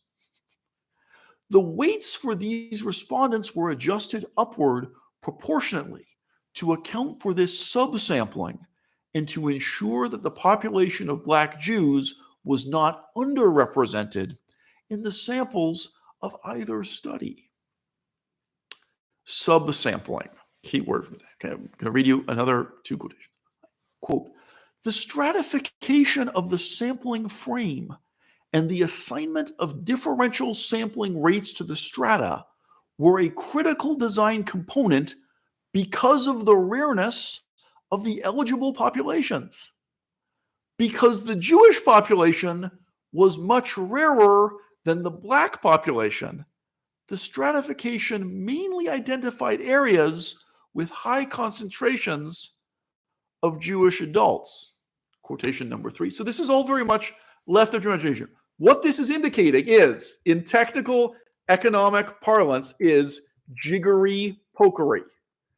They are telling you we had a population, we had a subsample of the group, people to whom the category of Black American and Jewish American, both categories applied.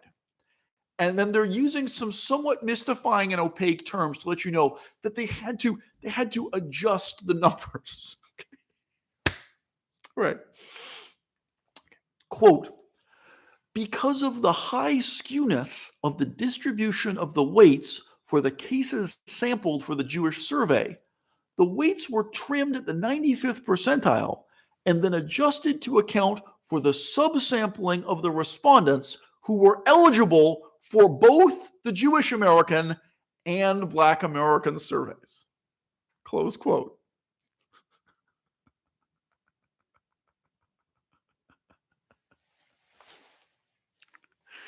Okay, so my point is, this fascination, this cultural movement, no matter how insane, no matter what's going on, this is a large enough phenomenon within the United States of America that it's contaminating social science research. Now, social science researchers have to deal with a very complex question of who does and who does not qualify as Jewish or as Jewish enough. For the purposes of this survey, does Kanye West count as Jewish? Now, one of the interesting indirect indications of that, because they can't just ask these people, well, look, are you really Jewish? Well, look, was your grandfather Jewish? Was your grandmother? How are they going to ask this? One of the telling questions is, do you consider yourself Ashkenazi Jewish? And there's a variety of ways that people can say no. I would guess you'd have to look at that to make an inference about how many of these people participating in this study really are African Americans who identify with this bizarre philosophy that they and they alone are the true descendants of Israel. And their claim is that people like myself are imposters, are frauds, that we're a false population of white Europeans pretending to be Jewish, whereas that they, as descendants of African Americans, that they are the true descendants of the 12 tribes of Israel, so on and so forth. All right, guys, if you want to comment before I wrap things up, now is a good time to get your comment noticed and replied to. Right. So Charbel says, quote, Kanye took, if you can't beat them, join them to a new level. Well, the funny thing is that really would be a healthier attitude, wouldn't it? Like, okay, so this is what I've got to get back to now. What I said up at the very beginning of this video. I said before, so okay, I'll say it now. At the very start of this video, I said to you, you can't just draw a straight line between the religious doctrine and the cultural values. You can't explicate the current cultural crossroads, current cultural crisis with reference to a 2,000-year-old corpus of sacred texts of scriptures. It doesn't work that way with Buddhism in Mongolia, and it doesn't work that way with Judaism, neither in reference to the Old Testament nor in reference to the Talmudic literature. Now, again, what is the status of alcohol within Mongolian culture? What is the status of war, sword play, being a warrior, violence, this sort of thing? And how does that relate to Buddhist scripture? Now, we could repeat this for Japan. I mean, if we were to give a prescriptive description, here's a sentence for you. If we were to describe what Thai society ought to be, if we were to describe what Thailand ought to be according to its overt ideology, right, we would describe a culture obsessed with sobriety and celibacy. It would be a pro-sobriety, sex-negative culture. That's not the reality of Thailand today. Thailand is one massive whorehouse, coast to coast. Thailand is a culture where everyone's obsessed with getting drunk, everyone's obsessed with getting laid. That is the culture. So, like on a deep level, what we're talking about here is the contrast between private vices and public virtues. What we're talking about is the paradoxical contrast between publicly espoused ideology and the implicit reality of nihilism, right? That most people, most of the time, are nihilists. No matter how much they may deny it in court, to the police, to the government authorities, no matter how much they may deny it when, like Bill Clinton, they're standing behind a podium proposing themselves to be elected. I mean, Bill Clinton insisted he was a pious Christian again and again and again, and every single time he lied. No matter how much we may lie to our own parents, and no matter how much we may lie to ourselves, when you're alone and naked in front of the bathroom mirror, you may still be telling yourself that you believe, you believe, you believe, you believe. Well, the fucking reality is nobody in Thailand believes in sobriety. Nobody in Thailand believes in celibacy. They preach those things, but when you see the reality of what their culture is, what everybody cares about in Thailand is alcohol, drugs, pussy, money, total sensual self-indulgence. And also, by the way, watching sports on TV. You know, they also do that in Thailand. They like watching kickboxing on TV, especially, you know. They have a number of unique sports that don't exist anywhere else in the world. Okay, is Thailand exceptional? What is the reality of Catholic Italy today? And what was the reality of Catholic Italy 500 years ago? Okay, 500 years ago. Christopher Columbus. That's the period we're talking about, 500 years ago. What were the real cultural values in Italy and in Spain? What were the real cultural values? What were the real political values that Christopher Columbus took with him in that boat to the New World? Okay, they can't be explicated. They can't be understood. They can't be analyzed by pointing to the Bible. They can't be. All right? It's not paradoxical. Most people, most of the time, whether it is Christopher Columbus or the Pope himself, most people are nihilists. They believe in nothing. And the reality of how they live their lives can be the diametric opposite of the ideology that they preach. And yes, the ideology that they preach, it may be a mask they wear insincerely. It may be. But it may also be a mask that they wear even when they are alone in the bathroom, standing naked. When they look at themselves in the bathroom mirror alone, they still want to believe, but they can't. I knew a guy from Yemen. I'm not saying this insults you. If you've never heard of Yemen, look it up on Google Maps real quick. Like, it's a country that's worth knowing about. Okay? Yemen is a small country in the Muslim world. Occasionally gets into the news these days. I knew a guy who was born and raised in Yemen. And before September 11th, 2001, so I don't know if this was in 1999 or 1998, when it was exactly, but before September 11th, 2001, he had met face-to-face in Yemen a white American who had converted to Islam and who'd signed up to fight with every fucking fringe Islamic extremist group. A few years later, after September 11th, 2001, this guy would end up arrested and sent back to America. And in all the American newspapers, the headline was American Taliban. He was a white American who had converted to Islam, and he ended up as a soldier in one of the groups connected to Osama bin Laden. He had met Osama bin Laden. Okay. The guy I met, the guy I spoke to, he was describing to me how this white guy in Yemen, for one thing, why was he in Yemen? He'd been to a series of other Muslim countries before Yemen, but he felt that they weren't Muslim enough.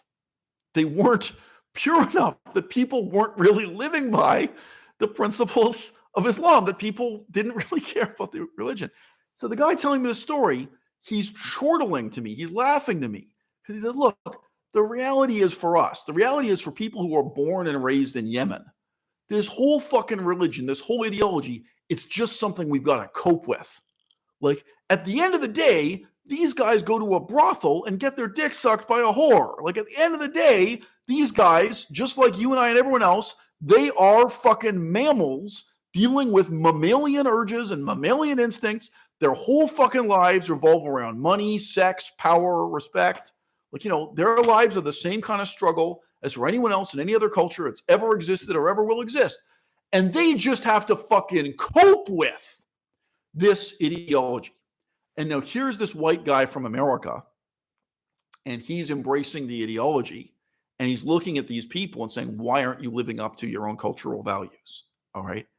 And so this is being described to me from the perspective of a guy who's actually born and raised in Yemen. Obviously, I met him because he chose to leave Yemen and migrate to Canada. Otherwise, I would have never had this conversation, right? And it's like, you can't, can you wrap your head around the sort of double cultural mutual alienation that's going on here? This is a white guy from America who goes to Yemen and reproaches and insults the Yemenis for not being Yemeni enough. He reproaches the Muslims for not being Muslim enough. He gets there and he says this wasn't the utopia he was looking for, right? Because he wants to believe in the mask. He wants the mask to be the face, and the mask can never be the face. Right? Once you really understand the religion, once you really understand the culture, you understand what it is everyone is just fucking coping with. Okay? In this same sense, what really matters about Judaism, what you really have to understand, if you want to know what our advantage is, if you want to know what Jews have going for them, what Jews have going for them, what we have going for us, that you may lack as an African American, as a white American, or as a Hispanic American, as any other kind of American, if you want to understand that, you have to understand that it is radically unrelated to Scripture.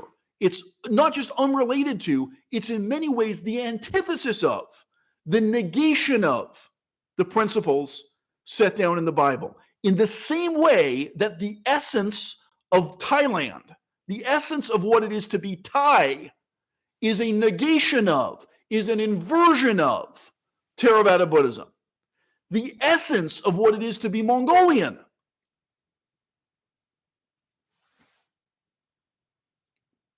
Is not Buddhism. It's not Mongolianism. It's nihilism. It's understanding the way people cope with these principles that they can neither practice nor believe in. So yeah, this is the deeper tragedy. Charbel says, Kanye says, if you can't beat him, join him. Kanye took us to a whole new level. Well, there is a sense in which Kanye West could join us, but that actually wouldn't mean signing up to practice the principles written down in the Talmud or even the Ten Commandments, the Old Testament of the Bible. There is something there is an advantage. There is an unfair advantage Jewish people have. I'm going to get into it next. That's the conclusion of this video, right? But you can never understand it through reading the Bible or through digging into that ideology deeper and deeper. You have to understand the nihilistic negation of that ideology. Same for Mongolia, same for Thailand. And guys, I'm not a specialist in Italy, okay? I'm just not. I think that's true for understanding Italy today. I think it's true for understanding Italy 500 years ago. And by the way, this comes back to one of the biggest misconceptions about Judaism. One of the biggest stereotypes is that we were the only people doing banking in medieval Italy. It's a complete myth, guys.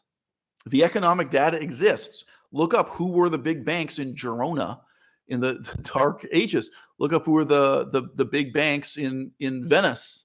Who were the big banks in all the major coastal cities of Italy. Guys, it's actually a lie that Jews were engaged in banking and that Catholics were not. It's totally untrue for medieval Italy and Renaissance Italy and so on. It's totally, totally untrue. And we have the hard data to prove it. We have all the banking records. We have all the economic records of what really happened.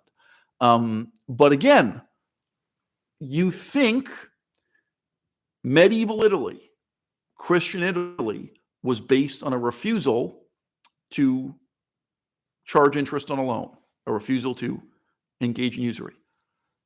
Doesn't that sound about as plausible as saying that medieval Italy was based on a refusal to allow prostitution?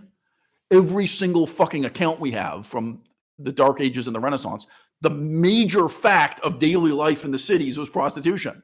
Anyone who visited any of these cities, the main thing they see and interact with is prostitution. The minute they get off the boat, the minute they get out of the horse-drawn carriage, the people they see and interact with are prostitutes. If they want to go to a restaurant is a bit of an anachronism. Restaurants didn't really exist at the time. They go to an inn, right? It's not quite the same thing as a restaurant. Culturally, these things change. They very often go to a brothel. They're surrounded by prostitutes anytime they want to eat a meal. Oh, well, I thought that was forbidden in Italy. I thought that was forbidden in the Catholic faith. Okay, really understanding culture and politics, it has to, centrally deal with this paradox, right? People can neither practice nor believe in the principles they espouse. And I would go so far as to say this same paradox is demonstrated in communist societies. It's demonstrated in even socialist societies. That, people recite these principles about treating everyone equally and not caring about earning money, so on and so forth. And the reality of their lives, it's still about money, fame, power, respect, sex. They're still mammals. They're still coping with all the same things. And all those socialist and communist countries had prostitution too, in case you didn't fucking know. So Brett Anderson, I don't know you, Brett. Welcome to the audience. Brett Anderson says something very simple, and I'd like to take it seriously. I'd like to disagree with it seriously. Okay. Brett Anderson says, quote, Kanye doesn't represent or speak for all black people. Okay, Brett, Adolf Hitler didn't represent or speak for all Germans.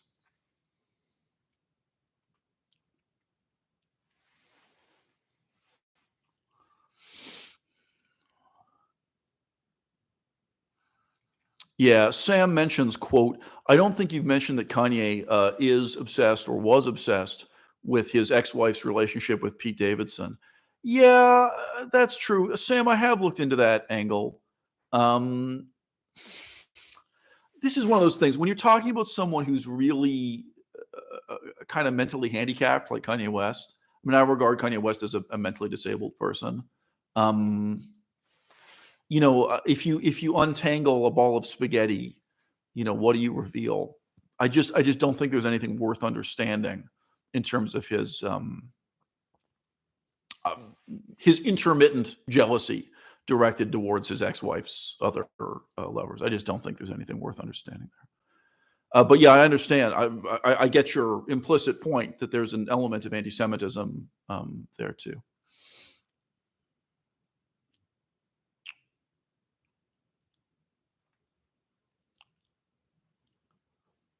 So, all right, there's some other comments. I've got to pick and choose what I'm gonna reply to here. Whether or not Kanye West will get married to Stacey Dash, I will leave without any response.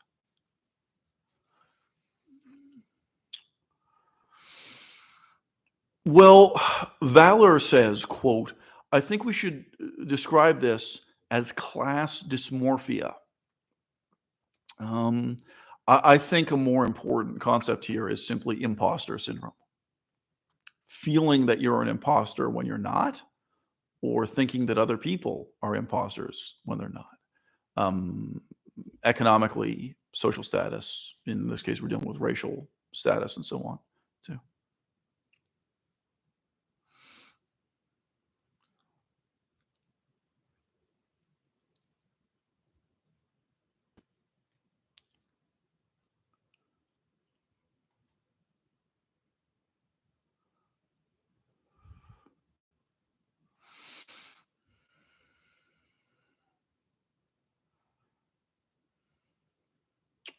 Yeah. Provolone asks, when will there be a Isle Mazard versus Kanye West rap battle?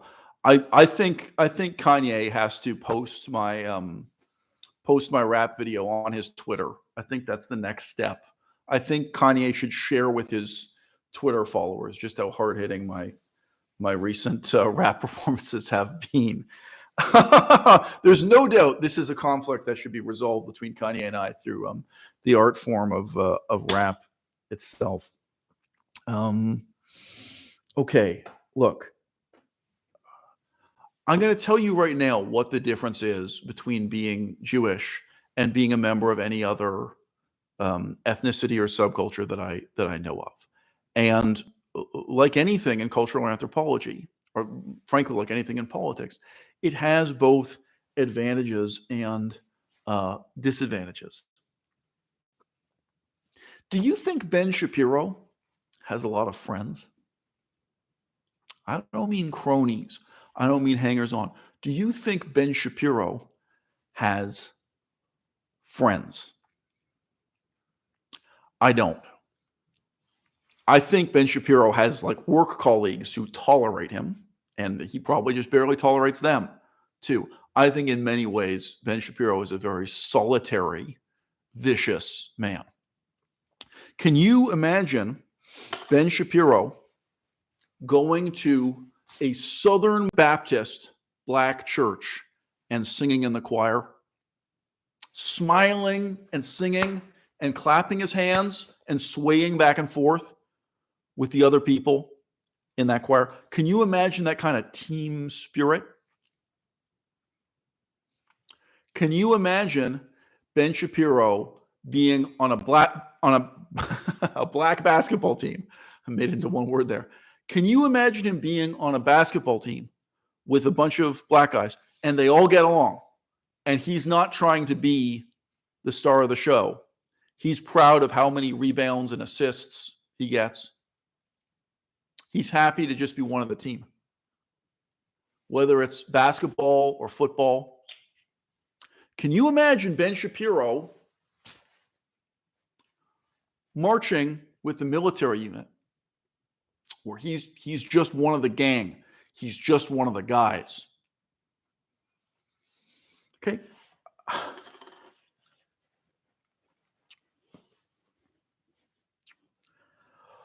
What really makes Jewish culture different from any other culture I've known is that if you become a medical doctor as a Jewish man, you still aren't shit. Every other Jewish man is still challenging you, is still taking you down a peg. It doesn't matter if you're the fucking head of cancer surgery at Cedars-Sinai. Who the fuck do you think you are? You don't know what the fuck you're talking about. That's not enough. You get no respect from anyone unless you fucking earn it. And the process of earning it never ends.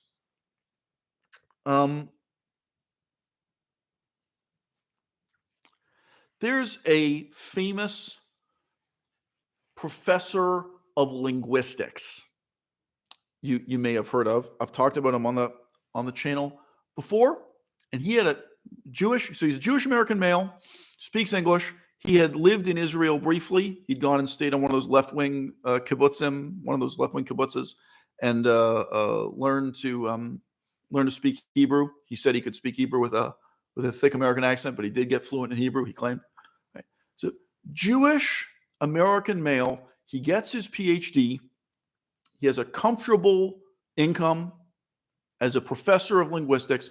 He's respected in his field. You guessed who I'm talking about, okay? That's not enough for him. And it's not enough for any of the other Jewish men in his life. No. Noam Chomsky is who I'm talking about. Noam Chomsky has this comfortable fucking life, PhD in linguistics, distinguished career in linguistics. He has to stick his neck out and pretend to be an expert in the politics of Cambodia. So a lot of you guys may not know this, but his first step into becoming a kind of major political demagogue of his era, he was really kind of a fake it till you make it kind of guy. But it can be said, Noam Chomsky tried to become the left-wing equivalent to Ben Shapiro, right?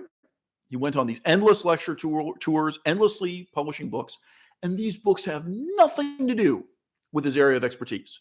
Nothing. The guy can understand Hebrew and English. He doesn't know Cambodian. He doesn't know anything about Cambodia. For Noam Chomsky, it's not enough to be a professor of linguistics. He still feels like he's nobody. He still feels like he's nothing. He still feels like he can't get respect from anybody unless he earns it. He has to step up above and beyond that. And also, he began by presenting himself as a fucking expert in the Cambodian Revolution, in Cambodian politics at precisely the time when the Khmer Rouge, when the most notorious communists conquered the country. He has to convince himself that he's an expert in anarchism. He's an expert in Aristotle. He's an expert in democracy. He thinks he's an expert in everything. I've seen that dude give lectures about Kurdistan, about the history of the fucking Kurds. He thinks he's an expert on every fucking topic. And he pours decades into speechifying and lecturing everyone about the labor movement, about left-wing politics, about fucking everything. All right? For Noam Chomsky, the struggle never ends. Ben Shapiro, right wing instead of left wing, can ask you the same fucking question. Okay?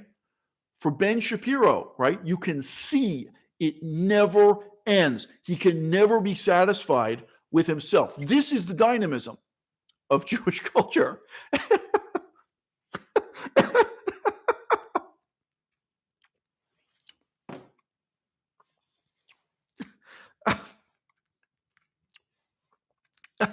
And I wish it wasn't true of me, but it is.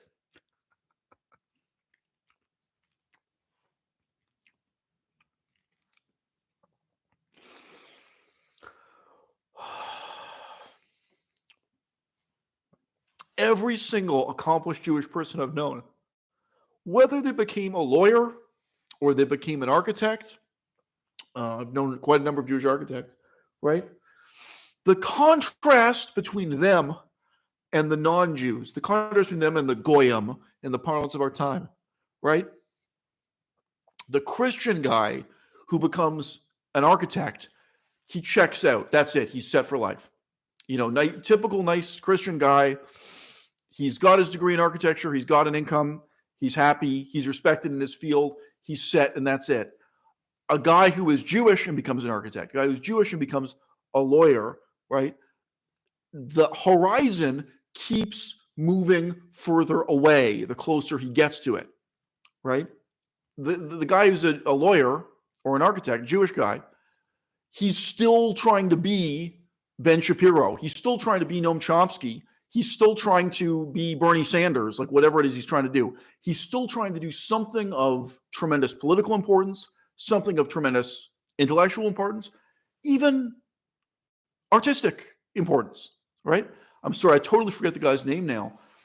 I've seen this repeatedly with Jewish comedians and never with, just be honest, never with Christian comedians, never with non-Jewish comedians.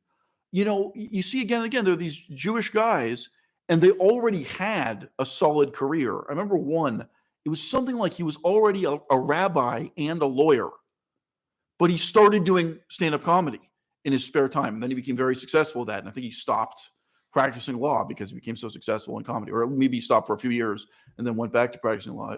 I forget exactly what it was, but like you see this kind of grind.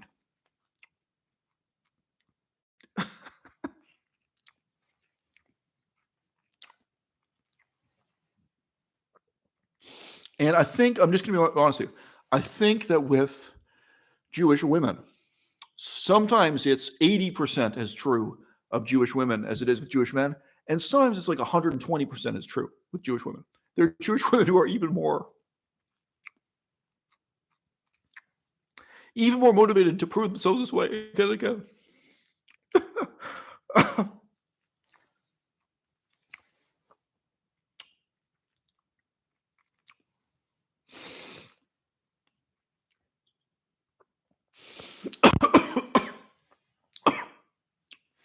The biggest difference I see between Jewish American culture, white American culture, Jewish American culture, and Black American culture, and I think you'll see this in its way amongst European Jews, amongst Israeli Jews, but it's not as blatant. It's not as easy to see. It is this sense of striving, of never being satisfied with yourself, that absolutely does come out of the same experience of inferiority that I talked about at the very start of this video, that African Americans deal with also, right? There is this sense my grandmother had that it was never enough to be a dentist and just go to the country club and play golf and play tennis, right? And I'm just being real with you. For the vast majority of Jewish people, it doesn't come out of a commitment to being an intellectual. I mean, for me, it does. I'm unusual. For the vast majority of people, it doesn't come out of a commitment to trying to make the world a better place in a humanitarian sense, in a political sense, an altruistic sense. For me, it does. For the vast majority of people, it doesn't. For the vast majority of people, the vast majority of Jewish people, it absolutely comes out of that sense of being denigrated and despised everywhere you go. The sense that you'll never be respected. You'll never be respected by white Americans, and you'll never be respected by your own community, by other Jews, right? The denigration within modern Judaism. It's just, I mean, I'm sorry, if you guys don't know a lot of Jewish overachievers, they're all like fucking Ben Shapiro. Imagine 5 guys like Ben Shapiro in the same room, all trying to be dominant, all trying to be alpha. And guys, I get it. Like, I'm the same as Ben Shapiro this way. Imagine me in the room with Ben Shapiro, or imagine 5 guys like me in the room together. It's not backstabbing. It's not betrayal. That's not quite what it is. But, this sense of, yes, so what that you're a fucking surgeon at Cedars-Sinai Hospital? So what that you're a medical doctor? So what that you're a lawyer? You don't know what the fuck you're talking about. You don't know shit. On the one hand, it's a tremendously positive thing because people spur each other to keep reading. people kind of denigrate and cross-examine each other. Like, look, do you really know what you're talking about? People tear each other apart. The same way Ben Shapiro tears everybody apart. Like, that's what it's like within the Jewish community. We tear one another apart that way all the time. It's five guys like Ben Shapiro all in the room together. It's five guys like Noam Chomsky all in the room together. It's five guys like me all in the room together. And again, the women can be less intense, but some of the women are even more intense because they exactly want to be taken seriously by the men. I mean, I guess that's ultimately what it is. If you're a white Christian American, culturally, you're conditioned to feel that you've done enough because you got your degree as an architect, you got your degree as an economist, you're a successful stockbroker, whatever it is. You did your time at the office. Now you go to the country club and you check out. You know what I mean? Like, there is this sense of sufficient virtue, sufficient valor, right? You did your part, you're accomplished, you got a career, and that's it, right? There is no further horizon. That profound complacency, you know what I mean, in white American Christian culture. The dynamism of Jewish culture is precisely the opposite. And it's such an irony, because I think if anyone on earth can relate to that, it's African Americans.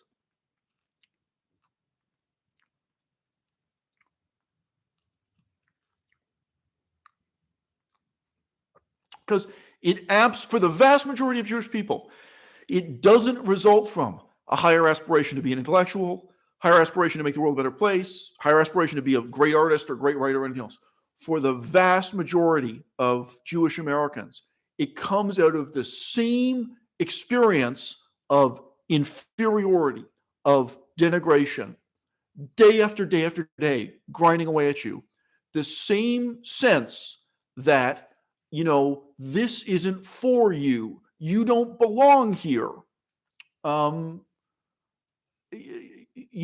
This sense that you can never be welcome at the Republican Party picnic unless or until you own the picnic, unless or until you're at the fucking pinnacle of power and authority and respect, like Ben Shapiro, right? And in his own way, like Noam Chomsky. There is a restlessness and a rapaciousness and a competitiveness that's internal within Judaism and also external in relation to the rest of society that arises out of the knowledge that you were born into the most despised and the most hated ethnicity that has ever existed in the history of the world.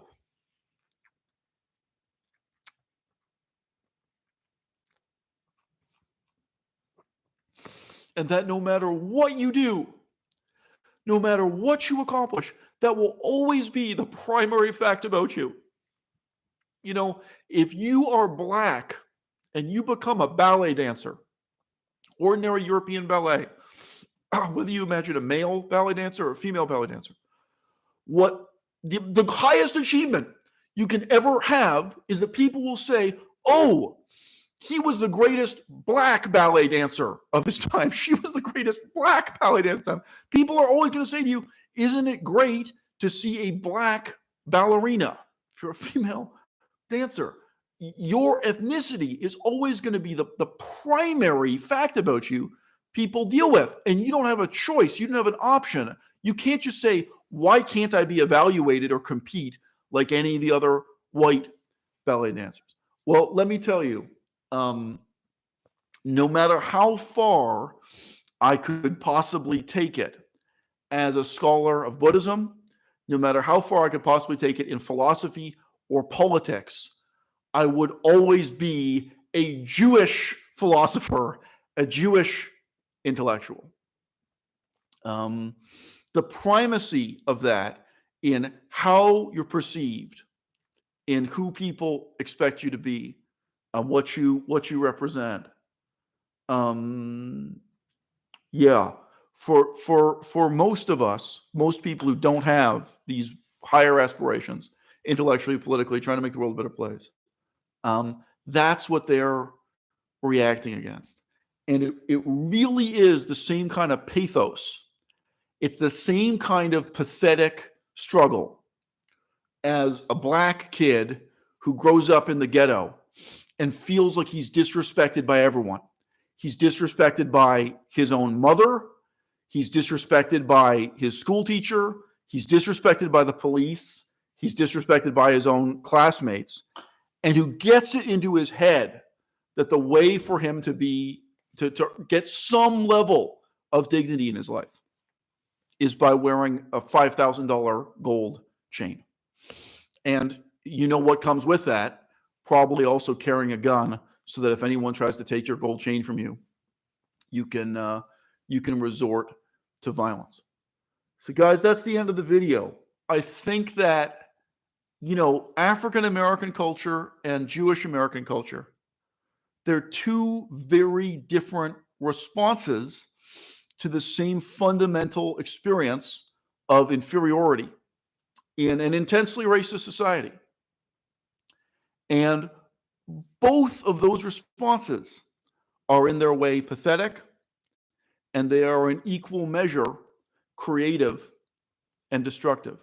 I think there are African Americans much less crazy than Kanye West who wish they had a culture that responded to persecution, as you say in the audience here, who responded to the persecution, stigma, and racism by funneling their energy into intellectual ambitions instead of sports, instead of drug dealing, instead of rap music, instead of expensive designer shoes and gold necklaces. I think there's an inevitable sort of envy there. But guys, you're only thinking about one piece of the puzzle, because the tragic reality is Jewish people aren't born smarter than black people. They're not. The vast majority of Jewish people can never make it as intellectuals. The vast majority of Jewish people can never do what I and Ben Shapiro do. Let's put it that way, right? The vast majority of Jewish people, male or female, can't stand up and compete as intellectuals, whether that be political, creative, or intellectuals under their heading. In the same sense that the vast majority of African American men cannot be basketball players, cannot be gangsters. They can't fit into any of the winning roles, any of the stereotypes that are set out for them that predefine success and masculinity for them in that culture. So in the end, black or white, Jewish or Gentile, we're left in a situation in the 21st century of having to innovate and find new ways forward, to work out for ourselves how it is that we're going to feel dignity, how it is that relationships of real respect are going to be earned.